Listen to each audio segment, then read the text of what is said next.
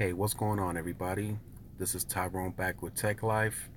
And last night, the Super Bowl game took place, so I wanted to give you guys an update on how the carriers performed at the game. Now, as you can see, T-Mobile finished the fastest at 121.2 on the download and 28.73 on the upload. Now, this is based on Ookla's analysis during the game. 100 plus tests were completed. Sprint 33.92. Their uploads, they were consistently low, as we discussed in the last video. I've seen several different tests using Android and iPhone, and Sprint's upload speeds were between 1 to 4 megabits per second. Verizon at 54.89 on the download and 19.15 on the upload, so that's pretty good. And then AT&T also at 60.08 on the download and 9.41 on the upload.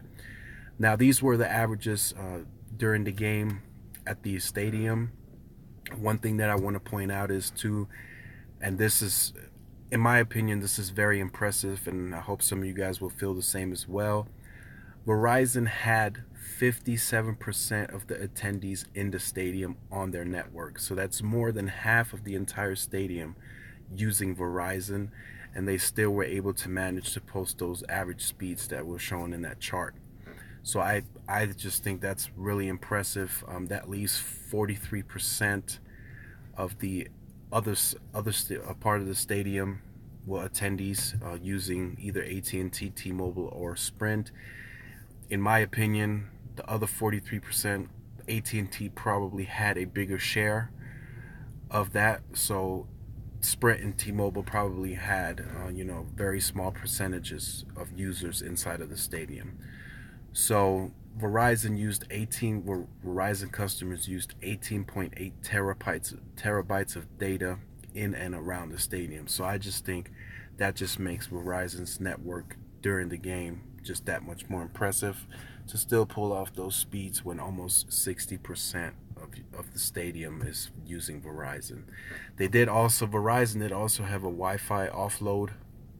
So Verizon customers were able to offload onto their Wi-Fi network as well. So that is definitely impressive. So I just wanted to share this with you guys. If you guys haven't seen the last video, I will leave that in the description down below. There was a lot of controversy on that video. Verizon, the guy that posted those Verizon speed tests, I guess this testing was flawed. It was inaccurate. I caught on to it later on after further review, talking to different people. Some of you guys pointed it out as well. Some of the speed units were changed during the testing, so it made AT&T look a lot slower than they actually were. And in two of the testings, once I converted it over to megabits per second on Google, AT&T was actually faster on two of the tests than Verizon. So they deleted those, so there's still proof that those speed tests exist on that video, so I will leave that in the description down below so you guys can check that out. But overall, it was a good weekend for the carriers. All performed pretty well except Sprint. The upload speeds, I just can't imagine people having great quality doing live streaming and stuff like that. Now, uploading a pic or short video, I'm sure it wasn't too bad, but doing any crazy live streaming probably wasn't all that great on Sprint's network. So definitely leave all your comments in the comment section down below. I just used these two slides. I just wanted to show you guys an average of speeds. I did see several different tests during the Super Bowl from iPhone users and Android users, so I was kind of able to make up my opinion that way, because I know carriers, they usually tend to be biased towards themselves, so they won't show you a speed test of them being slower. So I kind of went through a lot of internet usage this weekend and try to track down different speed testing, and I found this as well. So if the carriers, once the other carriers update their usage and stuff like that, I will update you guys on that as well.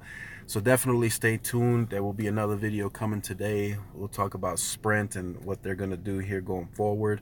So definitely stay tuned, like, share, and subscribe. This is Tyrone with Tech Life, and I will see you guys in the next video. Peace.